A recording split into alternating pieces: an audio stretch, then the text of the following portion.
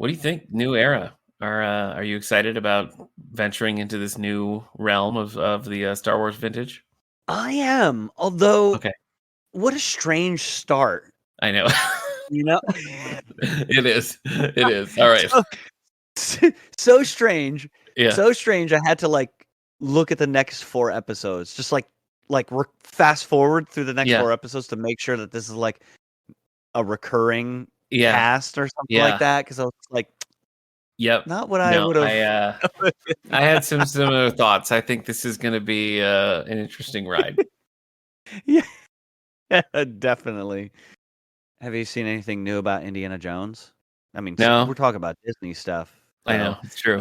I saw that Disney Plus is like really pushing Indiana Jones. That's So true. might I just did. go I through did again. notice the Young Indiana Jones Chronicles are on there. So You know what? I was looking for that and I found it. yeah, I found it. They almost tried to hide that's it new. at the bottom. I had to scroll. Yeah, that's new. But they had one The first season, right? season. It's like the first season. Just Yeah, the first season? Yeah, just had one season. I didn't know how many seasons there were of that. I thought there were two, but I don't know how it all Yeah, breaks I'm down. not sure. I've never seen the one that Harrison Ford is in. Like I've seen bits and pieces. I've seen full episodes of the show, but I've never seen yeah. the one where Harrison Me Ford too. shows up as like old Indy. So It's hard to tell because the only way I know is the size of the VHS yep. the collection on the shelf. So I'm Yes. I don't know how many seasons that is, but it's Yep. like this big. Yep. I remember when they put them out on DVD though, it was 2 massive sets, and I mean every episode's like 90 minutes, so Oh wow, I it's a don't big remember deal. being Yeah. that long. That's like Lucasfilm vintage. You can kind of put it next to Droids. It's from Lucasfilm that same. vintage, yeah. So it does kind of blow my mind a little bit that we never got any kind of Indiana Jones animated anything. Oh, yeah. So much from that era got cartoons and stuff, and it seems ripe for it. So I don't know. Oh, I feel like that would have been perfect for kids. They would have loved It seems that. like it would have, yeah.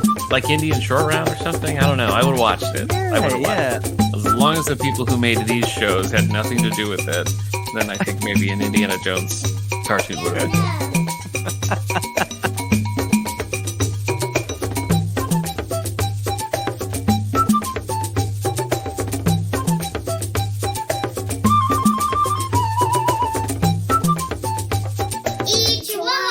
Welcome to This Endorian Life, a Star Wars podcast from the Radio Meanwhile Network. My name is Steve Rudd.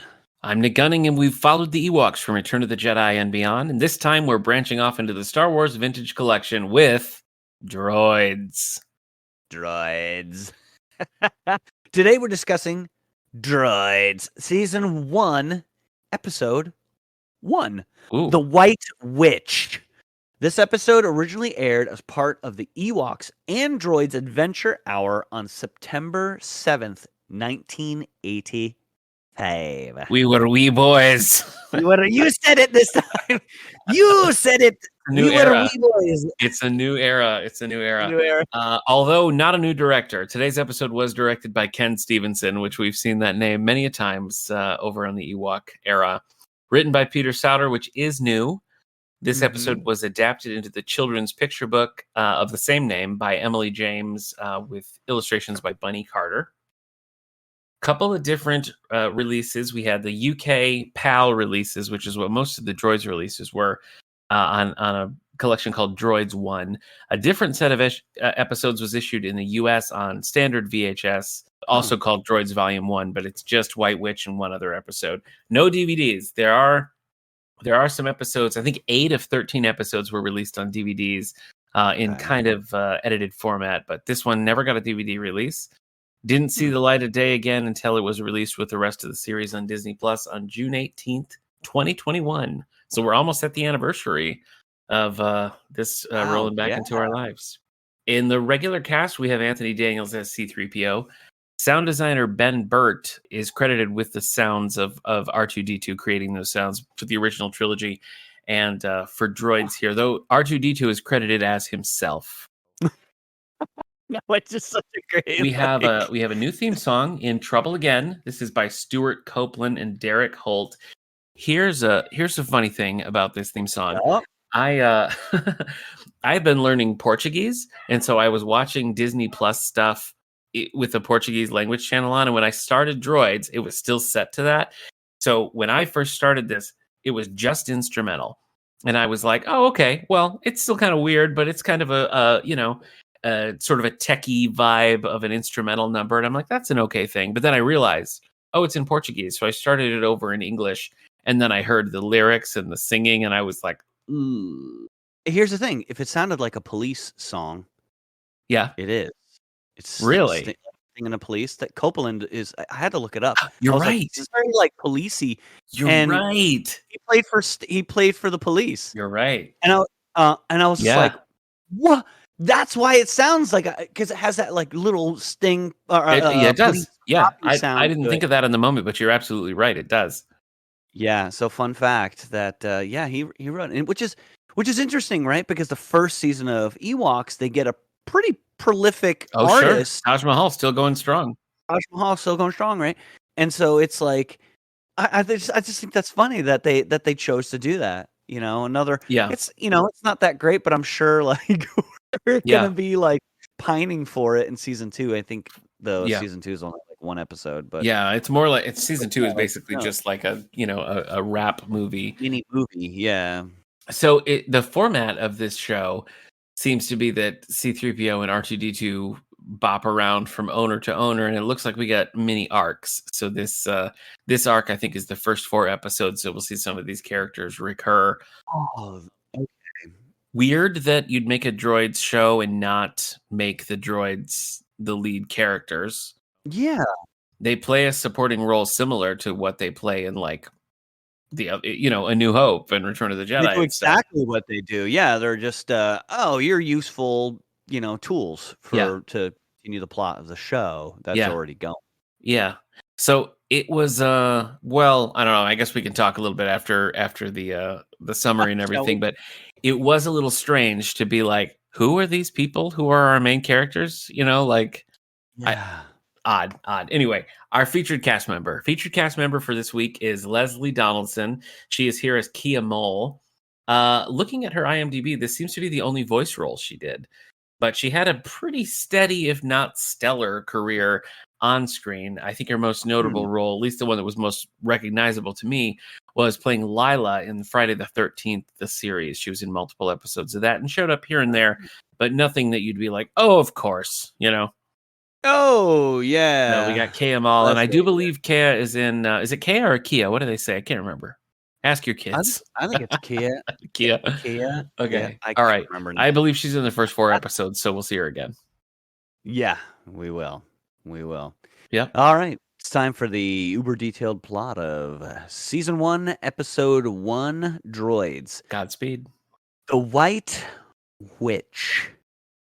R2D2 and C3PO are unceremoniously dumped on the planet Ingo by their former master.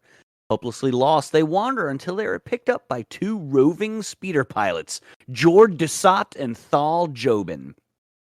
Suddenly, they are attacked by the defenses of a secret base owned by Tig Fromm of the Fromm Gang. They narrowly escape with the help of Kia Mol, who spied the group mistakenly moving through the defense system of the secret base. R2D2, 3PO, Jord, and Thal make it back to their mechanic's garage safe and sound and retrofit R2 to help them navigate their prized land speeder, the White Witch. Tig, or Tiggy, Fromm is furious that the group escaped, believing that they have discovered his secret base and weapon that he's developing, the Trigon 1, to destroy his rival gangs. Tig sends droids after the speeder pilot and manages to kidnap Jord. Kia finally reveals herself to the group when she informs Thal that Jord has been captured by Tig. Nearly getting captured himself by Tig's droids, Thal concocts a daring plan to burst his friend Jord out of the secret base. R2 infiltrates the base while Kia and 3PO operate the controls to allow Thal into the base with his speeder. At one point, Thal gets stuck behind a large door and can't continue. Thal remembers a customer left something, a tool behind, unclaimed, and pulls out what clearly looks and sounds like a lightsaber and uses it to get through the door. Kia and 3PO are confronted by maintenance and security droids, and a hilarious scuffle ensues. Hilarious. Hilarious, yeah. Thaw blasts into the base with the White Witch and rescues Jord. Meanwhile, Tig has dispatched all his droid sentries and droid ships to trap the group when they attempt to escape. 3PO manages to override the droid sentries so that they can run cover for the group while they escape. The plan works, and all the droids end up attacking each other. They take the White Witch to Kia's and leave the planet Ingo behind. Tig, however, is completely embarrassed by allowing the group to escape and hopes maybe he can hide from his father on some backhole world. Roll credits. What is your experience with the show? Like, seeing this now, have you watched it before? Like, did it bring anything back to you? What do you remember?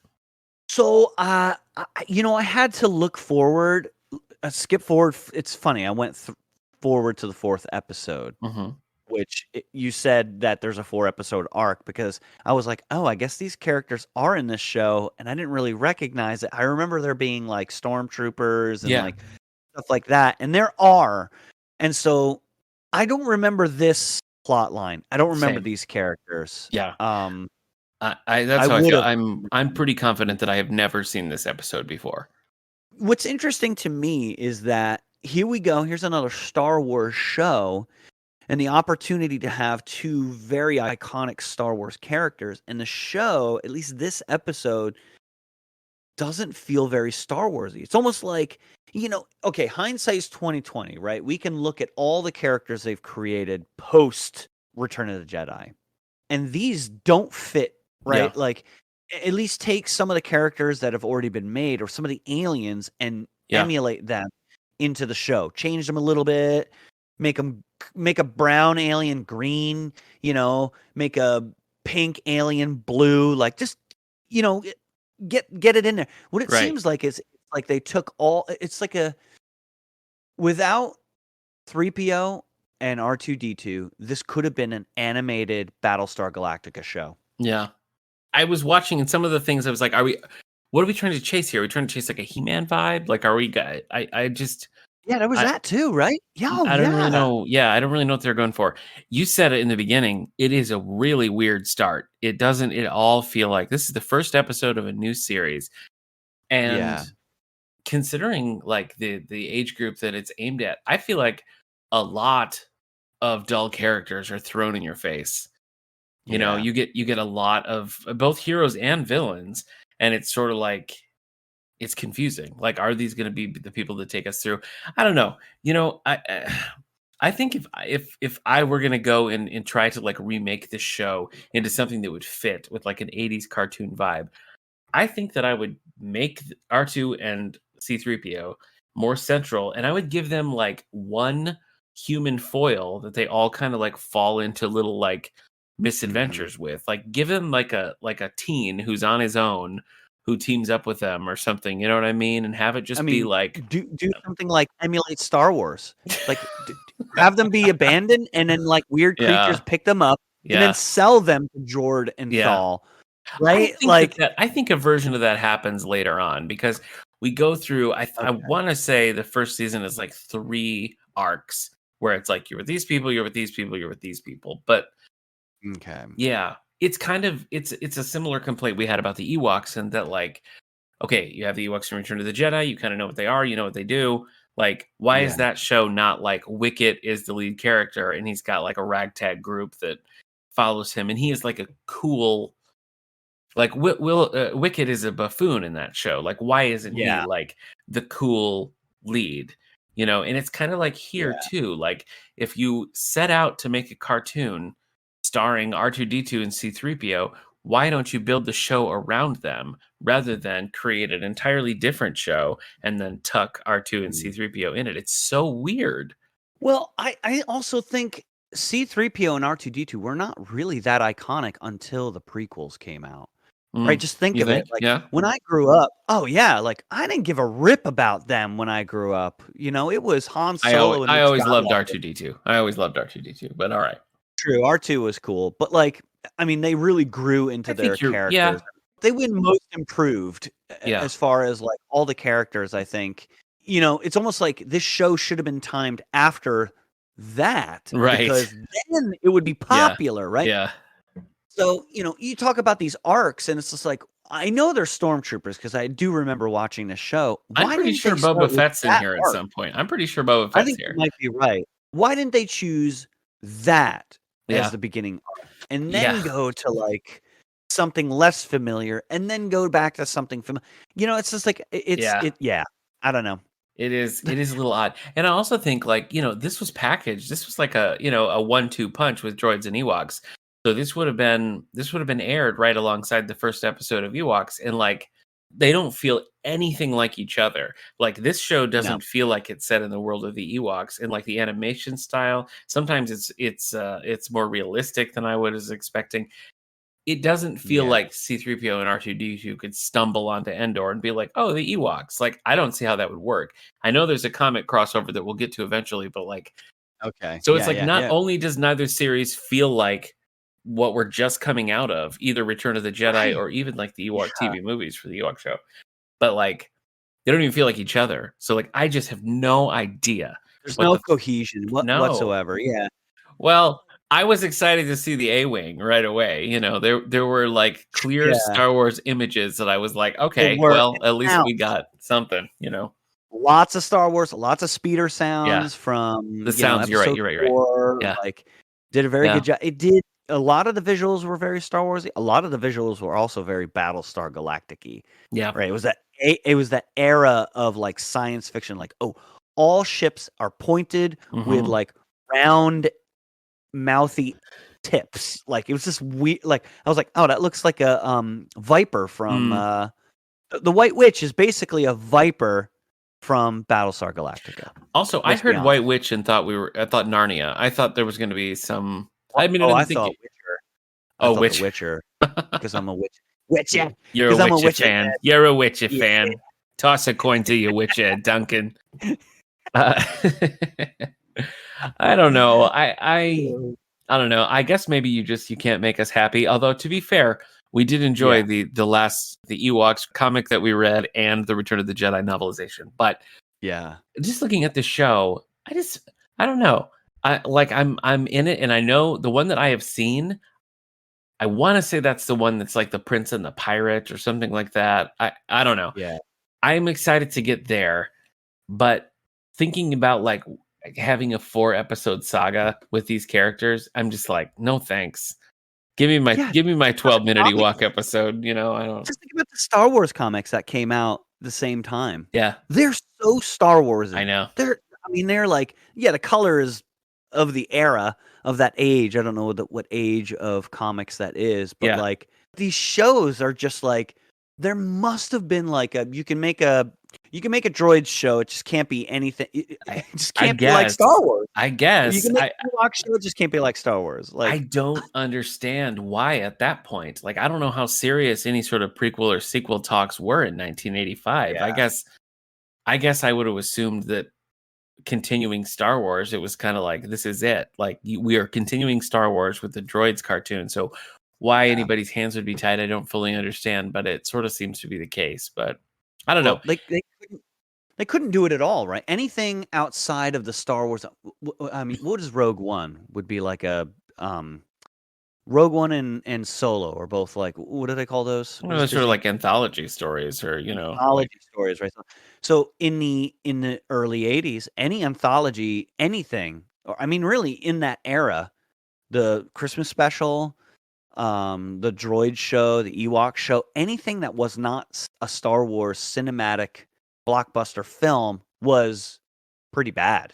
Yeah. I mean, I was almost gonna say terrible. That's terrible, but like, it just wasn't Star Wars, right? So like, no wonder why we didn't get a episode 1 until like freaking 2001 or something like that. Like, I think it was late 90s. I want to say it was 99, but was it 99? It may have been 99. So. Yeah, that's true.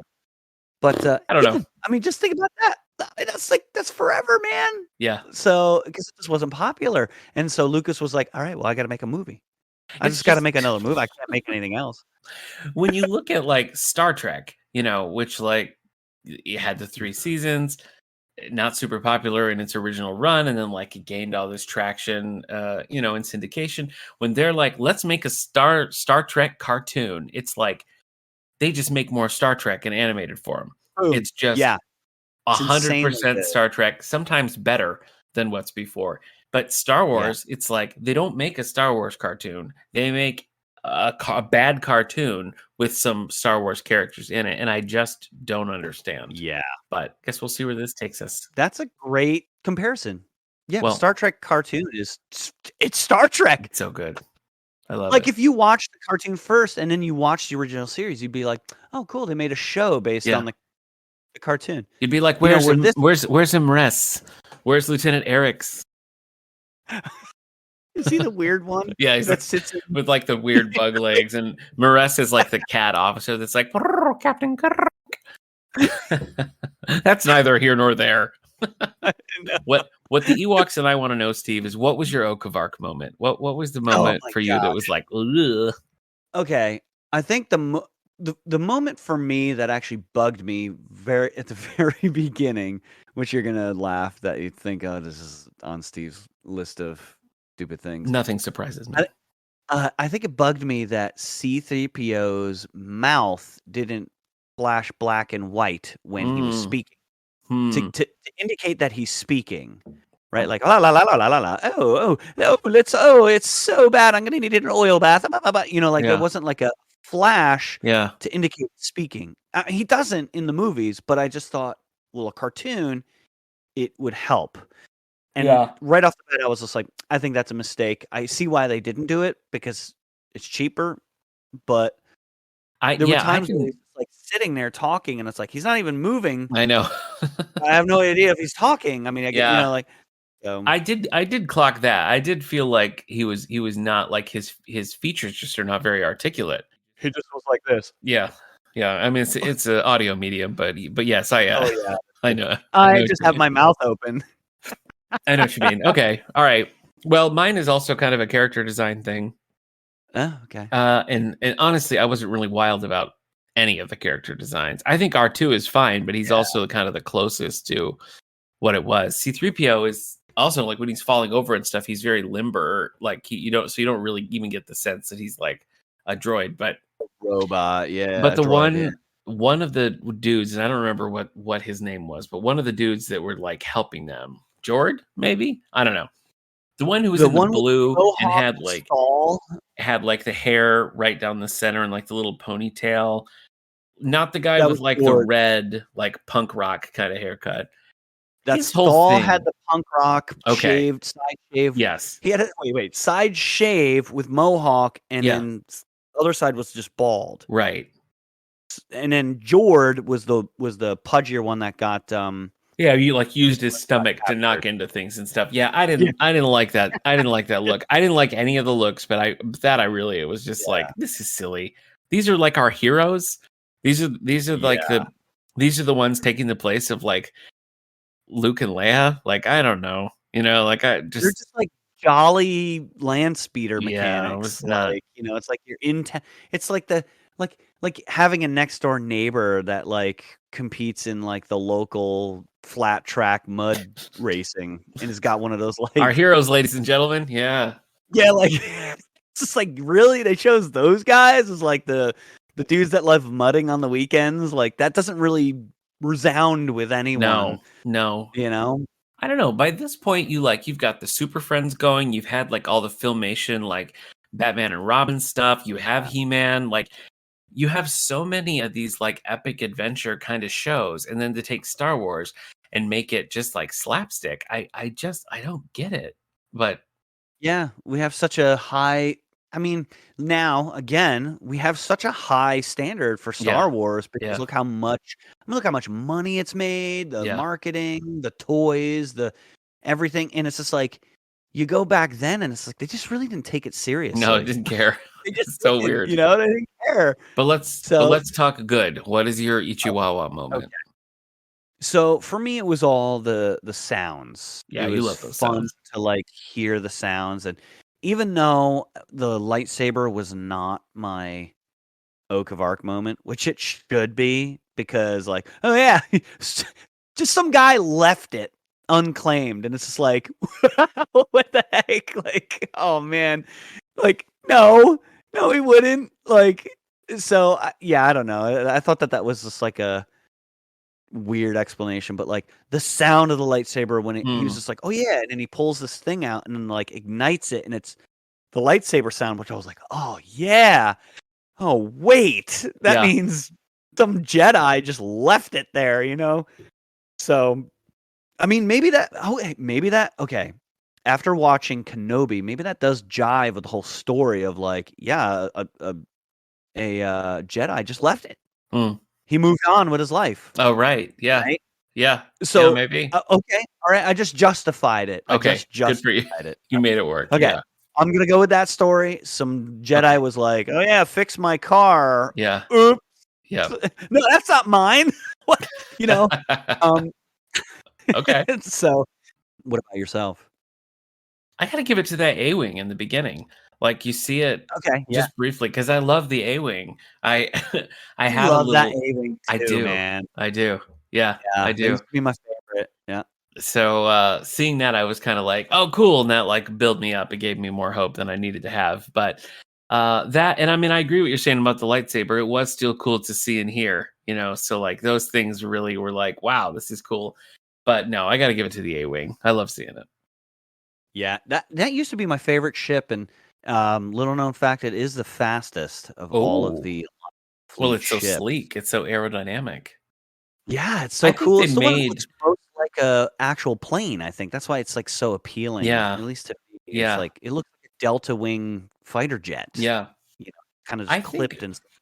You know, we haven't really got into it too deep, but for both the droids and the Ewoks, I think the merch as far as the toys and things were pretty popular, and droids I think opened the door a lot to have like Star Wars vehicles and things, because with the Ewoks, I mean, there was action figures and there was plush things. I've seen some of those at like cons and stuff, but droids kind of opened the door to have, you know, you could get the droids A-wing. Like, I'm pretty sure, like, if, you know, if you're looking for a Christmas present for me, feel free to go on eBay and find that. But talking to our audience, right? Yeah. Well, I mean, you know, we could do a Secret Santa, you and I, whatever. Okay, yeah.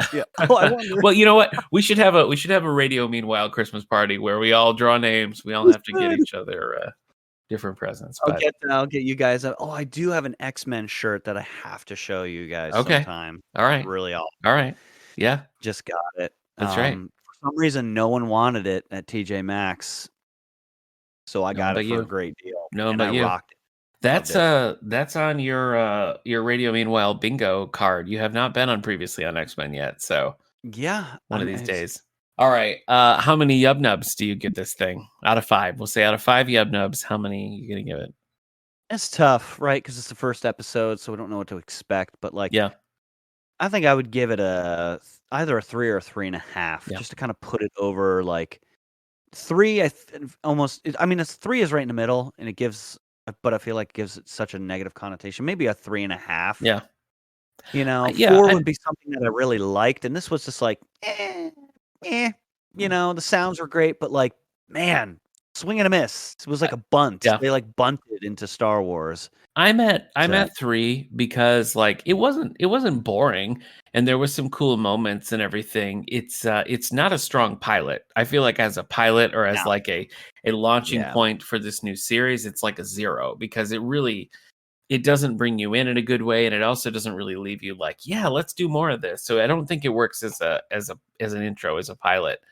I think it's just a standard episode, though. It's kind of like right down the middle, and I hope that they get better, you know.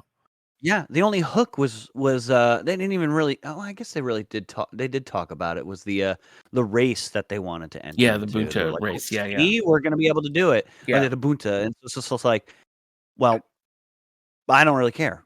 I don't really care, because that's like, it doesn't have anything to do with the story. I'm not like, oh, I hope they win. It's just like, well, like it is interesting and kind of a unique aspect of the show if it is serialized like that. I can't think of other cartoons from that time that had like an ongoing story. Like, I think even 2-parters were pretty rare for like an 80s cartoon, but true. you know, so I guess we'll I guess we'll see as that goes. Yeah, like Thundercats was like that. Was just every episode was different, Thundercats. right?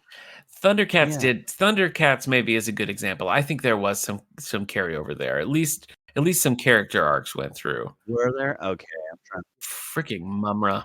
Well, next time we're diving back to the comic book shop for Ewoks #1, The Rainbow Bridge. Oh yeah. Are you excited to get back to Endor? I am. Okay. I am. All right.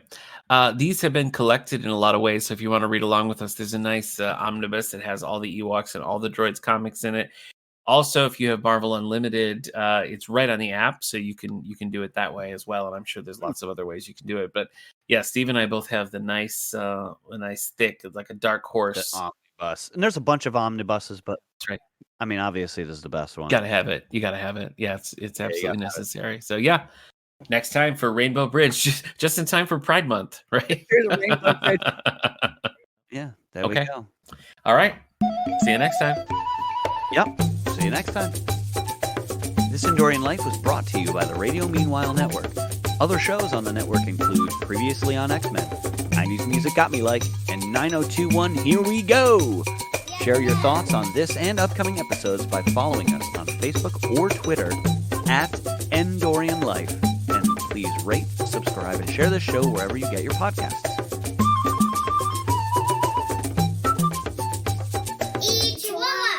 Freaking Mumra.